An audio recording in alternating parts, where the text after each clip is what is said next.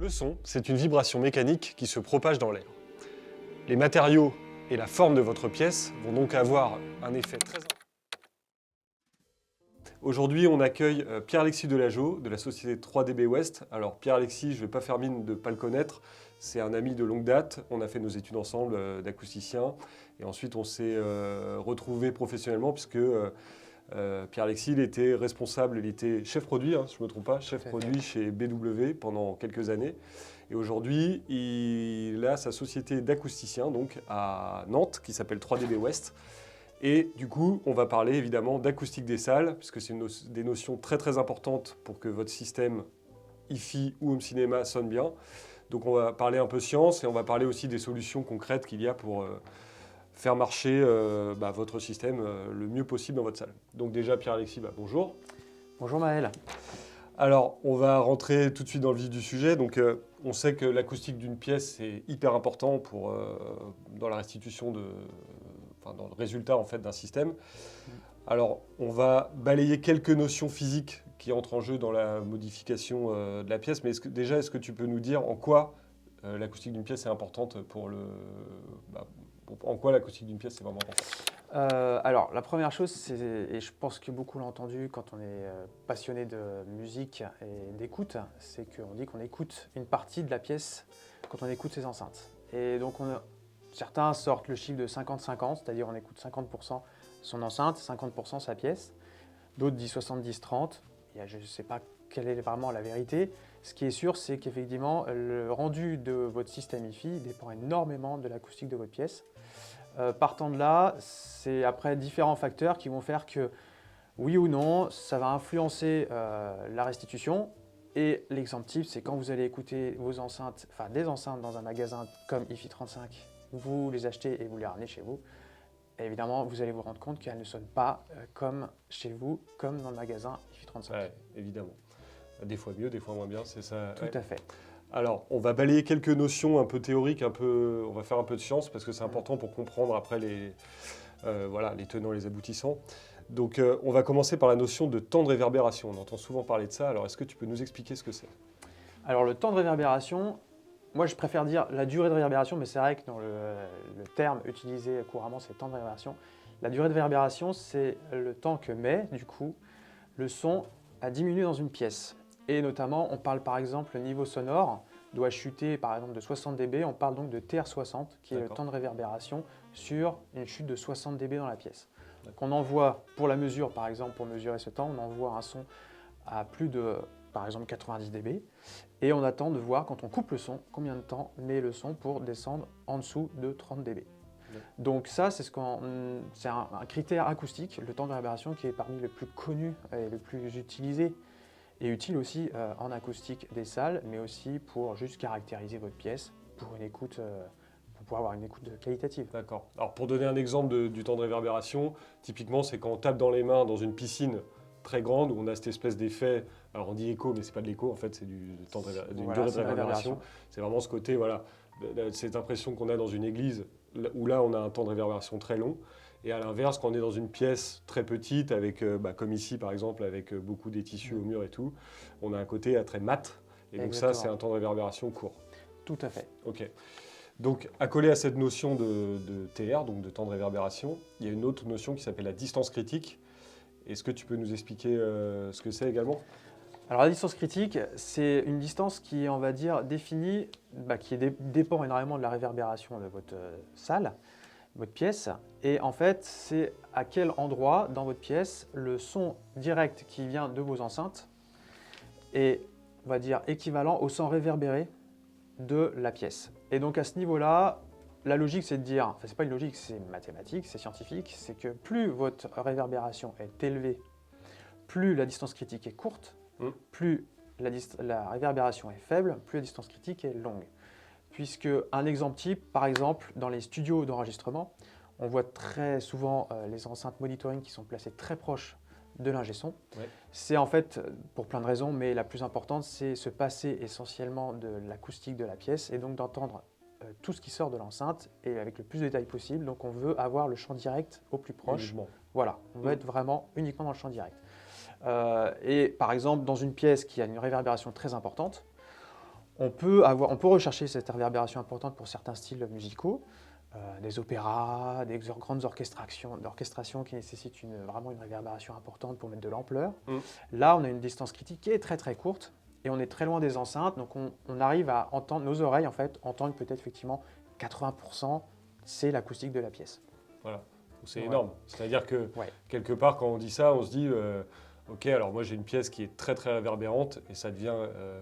ça devient, on écoute plus sa pièce que ses enceintes en fait, quelque part. Ouais, tout à fait. Tout à fait. C'est peut être intéressant pour certains styles de musique, comme je disais.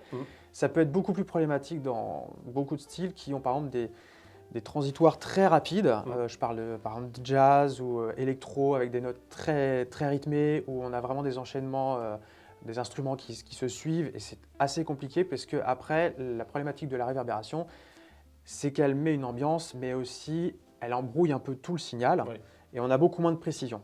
Donc la précision, elle peut se faire sur des longues notes, sur des durées vraiment importantes, mais par contre, dès qu'on est sur des transitoires très très serrés, l'écoute devient très difficile et difficilement supportable. Ce qui est souvent le cas quand même dans la musique actuelle, c'est qu'on a du transitoire, on a du rythme.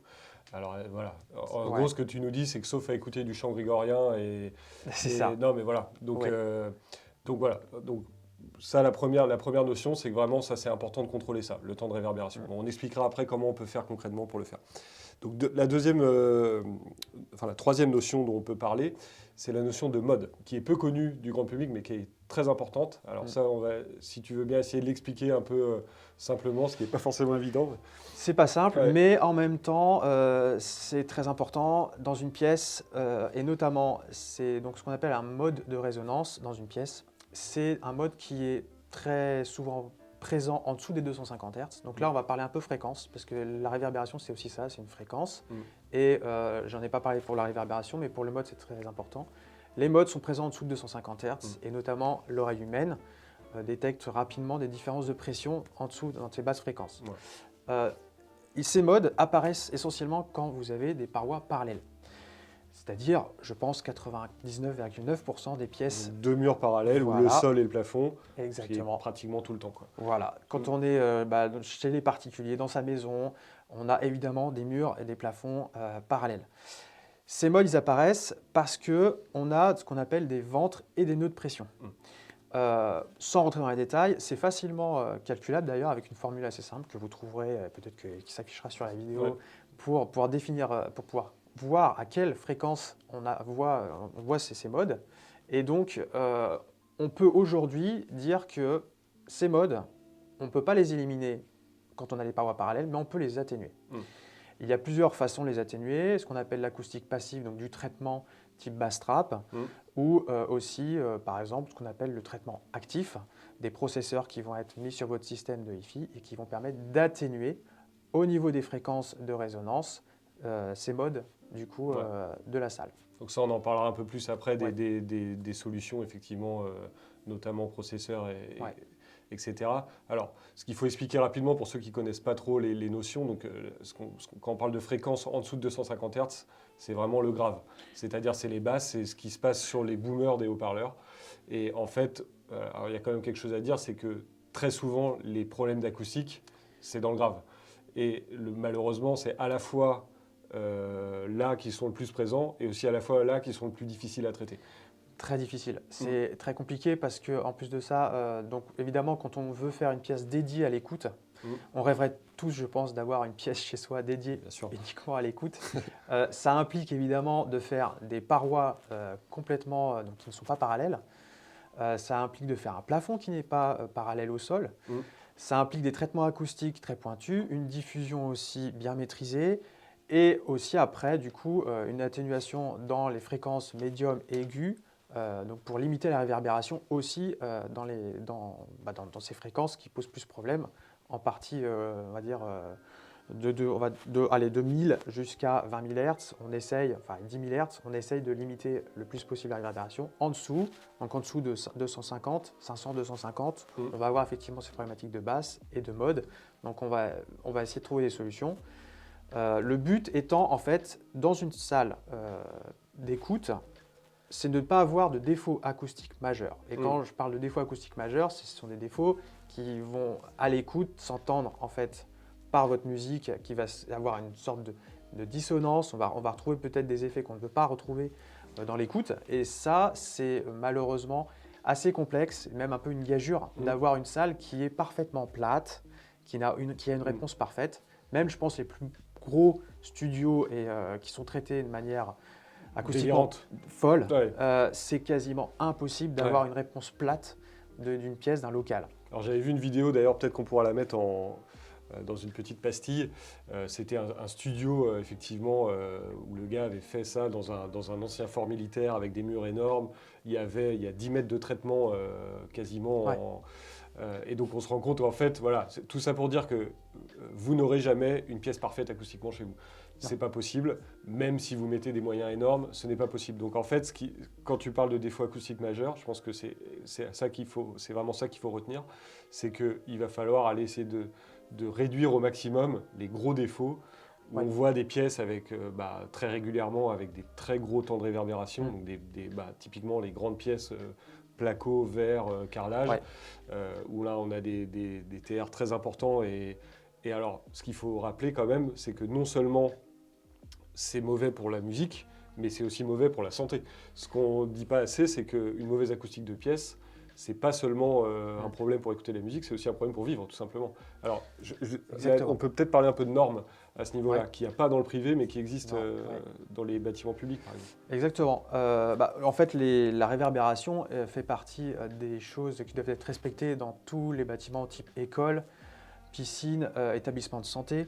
Et la norme handicapée aussi est très stricte là-dessus. Elle demande une aire d'absorption équivalente bien définie pour tous les locaux, ou avec des accès, notamment toutes les parties communes pour les logements. Ça, c'est très important, effectivement, et c'est lié à la santé. Ouais. Et après, il y a la réverbération, effectivement, de confort. Donc, on recherche plus pour son confort personnel, et pour écouter, pour aussi avoir tout simplement des moments de repos. Des conversations, Tout simplement des Ouais. conversations comme on a ici, par exemple. Mm. Donc, c'est vrai que ça, c'est deux choses bien distinctes. Heureusement, la loi ne demande pas, et ça n'arrivera jamais, de durée de réverbération minimum, ou plutôt maximum, à avoir chez soi. Ouais. Ça, c'est encore heureux. On a au moins, on fait ce qu'on veut chez soi, Ouais. c'est très bien, mais c'est vrai qu'il y a toute une partie santé qui est aussi très importante. Alors, on fait ce qu'on veut chez soi, mais c'est vrai que c'est quand même un petit peu oublié par les architectes en général, et on se retrouve avec des maisons qui sont malheureusement assez fatigantes Ouais. en termes d'acoustique. Bon voilà, on digresse un peu, mais en tout cas, tout ça pour dire que c'est pas une vue de l'esprit de dire que l'acoustique d'une pièce c'est important, c'est pas uniquement pour le confort d'écoute de musique, c'est aussi pour tout simplement pour le confort de vie. La vie de tous les jours, Voilà. ouais. Alors si on revient un peu sur la hi-fi, au vu donc des notions qu'on a évoquées, pour toi c'est quoi une pièce qui sonne bien en termes de valeur? Alors, plus ou moins. En fait, c'est vrai que ça dépend énormément aussi déjà de l'auditeur. De la façon, déjà, on veut aussi essayer de trouver une ambiance acoustique. Dans une petite pièce, comme celle-ci par exemple, qui fait entre 20 30 mètres carrés maximum, la durée de réverbération va être importante, mais on peut facilement la limiter. Notamment, alors on aura toujours, pour revenir au mode, on aura toujours ces problématiques de mode, mais on peut essayer de trouver des solutions type panneau absorbant classique. Je ne vais pas lister toutes les solutions qui existent, il y en a beaucoup sur les panneaux absorbants. On peut mettre un peu de diffusion. On aura évidemment une réverbération un peu limitée dans un petit local avec une petite surface. Dès qu'on commence à être sur des grosses pièces, évidemment la réverbération, en toute logique, augmente. La durée de réverbération augmente, donc ça veut dire qu'il faut peut-être avoir apporté, on va dire, un peu plus de traitement là où on recherche une écoute un peu plus agréable. Typiquement, donc on parlait tout à l'heure d'opéra, de classique, musique classique. On est quand même orienté très sur les médiums aigus, donc on va peut-être essayer trouver une réponse plate de la pièce au niveau de l'absorption. Donc il faut un traitement acoustique qui soit efficace plutôt dans certaines fréquences. Par exemple, de 1000 à 4000 Hz, on essaie de trouver quelque chose d'assez plat. Voilà. Après, ça dépend énormément de l'auditeur, de ce qu'on écoute. Pour on va dire, de l'électronique ou du rap ou du hip-hop qui est vraiment très chargé en basse, là, on va essayer de faire un gros travail sur les modes pour éviter justement d'avoir aussi cette problématique de forts nœuds de pression avec des ventres de pression et des nœuds de pression dans la salle qui vont homogène, complètement, voilà, qui vont un peu déformer l'écoute. Et du coup, ça, c'est un peu un travail. On tâtonne en fait, on essaie de voir les mesures. sont là aussi pour apporter beaucoup plus on va dire de points assez précis et de savoir exactement où on peut viser le traitement acoustique. Et c'est pour ça que l'acousticien est là aussi Ouais, pour, bah, pour regarder ça. clairement, c'est un vrai métier. C'est-à-dire Tout à que fait. voilà, traiter une pièce, c'est pas seulement mettre deux tapis et voilà. Si on veut C'est faire plus ça complexe. correctement, en fait, effectivement, ça passe par les mesures, ça passe par des. Ouais. Voilà, donc c'est pour ça que tu es là et on peut t'appeler d'ailleurs Tout à fait. pour voilà, toute étude à ce sujet. Euh, on n'a pas trop parlé de la différence entre des salles. Nous, on fait des salles de cinéma aussi, des salles de cinéma Oui. privées. Donc là, on va être sur des notions un peu différentes. Alors, dans une pièce de vie, clairement, on fera jamais une pièce complètement traitée parce que c'est pas vivable en fait, tout simplement. Et par contre, une salle cinéma, on voit souvent des salles de ciné traitées intégralement. Ouais. Et Alors, il y a certaines. La salle de cinéma a la particularité de s'y demander tout simplement quelque chose d'important qui est l'immersion. Et l'immersif aujourd'hui, c'est un sujet qui devient de plus en plus important, notamment par rapport au multicanal. Donc, on est obligé de trouver aussi tout simplement un confort acoustique pour la totalité du public, parce qu'une salle de cinéma, on n'est plus tout seul. C'est vrai que la hi-fi, la stéréo, le fameux 2.0, l'écoute hi-fi, c'est du classique. On aime bien avoir son sweet spot avec son fauteuil pour être bien, etc. Dans la salle de cinéma, on commence à avoir plus de place pour les personnes qu'on invite pour voir le film. Et donc, on essaye d'avoir aussi une bonne qualité pour la totalité des personnes qui écoutent. Ouais. Donc, on est obligé d'avoir un champ sonore plus homogène.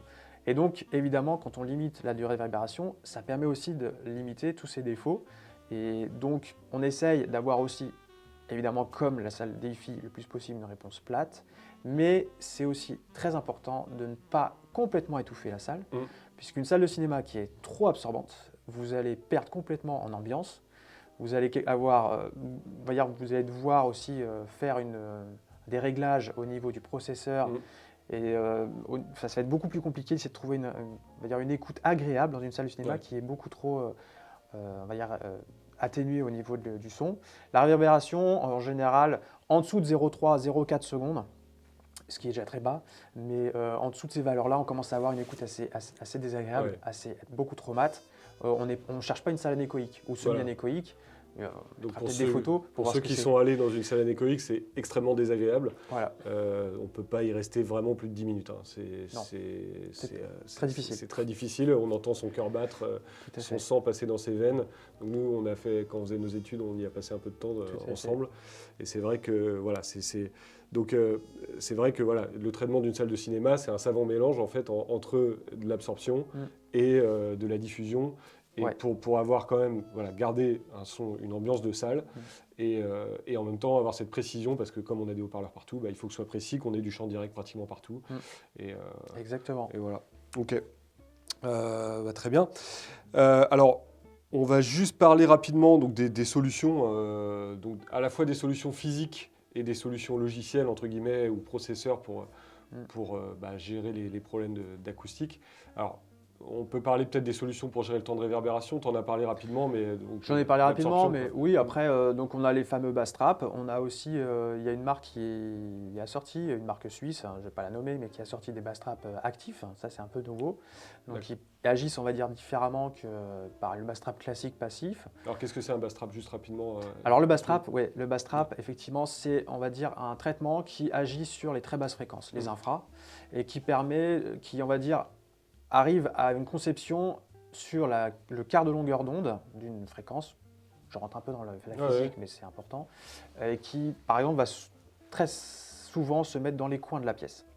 Ça, c'est un gros classique du bass trap, ou en tout cas dans les coins, même en partie haute, on essaye vraiment de casser et de limiter la résonance, ces modes de résonance de la pièce dans les basses fréquences avec un bass trap. Donc on calcule les modes, on sait les fréquences qu'il faut absorber, on achète le bass trap en conséquence. Exactement. Et ensuite ce bass trap en fait il absorbe l'énergie de ces fréquences-là. Exactement. Et donc il va permettre effectivement de limiter, on ne peut pas annuler un mode, mais de limiter en fait l'énergie dans ce mode-là. Exactement. Donc, et ça apporte, c'est très important puisque ça apporte aussi une certaine clarté dans la restitution sonore. Dès que vous avez une salle qui est chargée, qui a des modes assez importants et qui est malheureusement a une géométrie qui permet pas d'avoir une écoute très agréable. Là, le bass trap permet un peu d'atténuer, notamment au niveau des basses fréquences, évidemment, c'est ce que c'est son rôle, d'avoir une écoute un peu plus claire et moins étouffée. Ok. Donc ça, c'est bien. Après, donc, pour des fréquences un peu au-dessus, quand on veut traiter des fréquences au-dessus, médium, aigu, on essaye d'avoir des panneaux acoustiques de différentes épaisseurs, avec différents matériaux. Des panneaux acoustiques qui vont absorber plus vers 500 Hz, 1000 Hz, d'autres qui vont absorber plus entre 1000 et 2000, d'autres qui vont être au-dessus. En général, bon, l'acoustique du bâtiment, on dit qu'arrivé à 4000, on est sur une absorption qui est facile à avoir. Ouais. Après, plus ça monte en fréquence, plus c'est fin. C'est ça qu'il faut voilà, retenir. exactement. Après, le truc, c'est d'essayer d'avoir toujours rechercher un peu cette espèce de réponse plate de la pièce, on va dire, pour pas avoir de phénomène acoustique très dérangeant. Je pense aussi notamment, on n'en a pas parlé, mais c'est vrai que l'écho flottant est un phénomène qui est assez dérangeant. J'ai déjà eu à répondre dans des missions où des personnes trouvaient qu'il y avait une ambiance, quelque chose de très désagréable dans la pièce. L'écho flottant, c'est le fameux effet quand on tape ou quand on parle. Le son en fait rebondit très rapidement entre deux surfaces lisses. Donc typiquement, par exemple, entre deux parois vitrées, deux murs assez Très dur. proches. Voilà. On est sur des fréquences qui peuvent être assez dérangeantes pour l'oreille. Donc voilà, ça c'est des choses qui peuvent être traitées assez facilement. Et puis ensuite vient la diffusion. La diffusion qui est aussi très importante, notamment si vous avez des pièces qui ont une certaine réverbération pas très élevée, assez faible, mais qui est assez longue, et que vous cherchez en fait tout simplement à ce que le son, au lieu d'être atténué, aille tout simplement au bout de la pièce, que vous ayez une certaine aussi homogénéité dans l'écoute.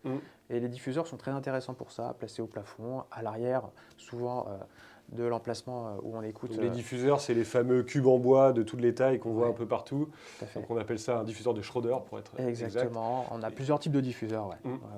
Et donc après, le but aussi, potentiellement, et tu en as parlé un petit peu, c'est tout simplement d'apporter sur son système hi-fi un processeur de traitement qui aujourd'hui, je pense que tout le monde connaît un petit peu. Voilà. Bon, on peut parler des marques, il n'y a pas de problème. Bon, allons-y. Donc il y a Trinov par exemple qui est le plus connu et probablement un des plus performants. Alors là je vais me faire plein d'ennemis mais tant pis. Voilà, donc Trinov c'est une boîte française qui fabrique des processeurs pour le cinéma et pour la hi-fi et qui vont effectivement, donc, grâce à un micro de mesure assez particulier avec 4 capsules, permettre de calculer à la fois les phases et les modes. Exactement. Et corriger ça en amont, c'est-à-dire que voilà, plutôt que d'aller absorber ces fréquences-là, on ne va pas les émettre. En fait, c'est ça l'idée, c'est qu'on ne les émet pas dans les enceintes, et comme on ne les émet pas, on n'excite pas la pièce. Voilà, donc il y a d'autres marques, je sais pas. Si après, il y a les fameux Dirac, Odyssey qui était quand même très longtemps présent sur tous les amplis home cinéma, des types Yamaha, Denon, etc. C'est vrai que tout ça, c'est des algorithmes. Alors, ils n'ont pas tous les mêmes algorithmes, mais les façons de calculer. Certains, il y a aussi Lingdorf, je crois, effectivement. Certains ont des algorithmes qui sont plus ou moins axés aussi sur l'écoute hi-fi. Et après, c'est vrai que Trinov a cette grosse réputation, puisqu'ils sont très très bons depuis des années et des années. C'est même parmi les premiers à avoir fait un peu ce traitement-là. Tout à fait. Et au niveau du cinéma. Et c'est vrai qu'ils ont réussi aussi à faire quelque chose de très efficace pour la hi-fi. Et en fait, les algorithmes sont tellement puissants aujourd'hui et ils ont apporté ces dernières années des processus supplémentaires qui permettent encore de jouer davantage, non pas sur... Alors, ils arrivent effectivement, par rapport à l'acoustique de la pièce, à avoir, on va dire, à calculer et à reproduire un peu, à reprendre, on va dire, les défauts et essayer de les corriger sans non plus altérer et de moins en moins le système, votre système hi-fi, parce que effectivement, si vous avez acheté un système hi-fi avec une certaine écoute, une certaine signature, le but étant d'essayer de la garder et de la garder. Ouais, c'est vrai que les premiers Trinov, donc pour en avoir écouté, avaient un côté, voilà, donc ça ramenait quelque chose d'assez froid, assez, voilà, c'était complètement désincarné. Et aujourd'hui, là, nous, on a un améthyste ici, en gros, c'est un préampli stéréo avec correction. Et donc les dernières mises à jour sont assez incroyables, c'est-à-dire qu'on garde vraiment la signature sonore des enceintes tout en supprimant des défauts majeurs, et du coup on retrouve vraiment une image vraiment beaucoup plus belle. Et puis voilà, nous notre pièce d'écoute a des défauts, toutes les pièces ont des défauts en fait, c'est ça qui est... Et en plus de ça, ils ont aussi cette capacité à pouvoir remettre en phase les haut-parleurs dans l'enceinte. Enfin voilà, il y a quelque chose. On peut pousser aujourd'hui, mais pas que d'ailleurs effectivement Trinov, les autres marques ont poussé très très loin tout ce traitement, et on peut aller des des réglages très simples, très basiques, Mm. à quelque chose de beaucoup plus poussé, Ouais. beaucoup plus pointu. Filtrage actif, enfin voilà, Exactement. plein de Voilà. choses. Ouais. Donc, je fais des choses très intéressantes aujourd'hui. Bon, bah ok. Bah écoute, Pierre-Alexis, on a déjà dit plein de choses, je crois. C'était déjà assez dense. Oui. Voilà, si ce sujet vous intéresse, bah, n'hésitez pas à venir nous voir, à en discuter. Surtout, n'hésitez pas à appeler Pierre-Alexis, donc la société 3DB West à Nantes, qui peut se déplacer chez vous et puis voilà, faire un diagnostic. Il fait des mesures. Et puis aussi, toi, tu as un agrément, tu peux faire des mesures vraiment, même pour les bars, les restos et tout. Et Ouais, voilà, tout ce qui est, exactement. voilà, tout ce qui est Pour apporter de la correction au niveau sonorisation, Voilà. et pour être aussi là pour le coup dans les normes dans et les la normes, réglementation. voilà, parce que là, il y a vraiment tout un pan norme dans la partie acoustique. Là, Ouais. on parlait plutôt chez soi, mais il y a tout un pan norme dans la partie acoustique, notamment dans l'acoustique voilà, des lieux publics. Merci de nous avoir suivis et puis n'hésitez pas à nous suivre sur les réseaux sociaux, sur YouTube, activez la cloche pour avoir accès aux prochaines vidéos et on vous dit à très bientôt. Merci, au revoir.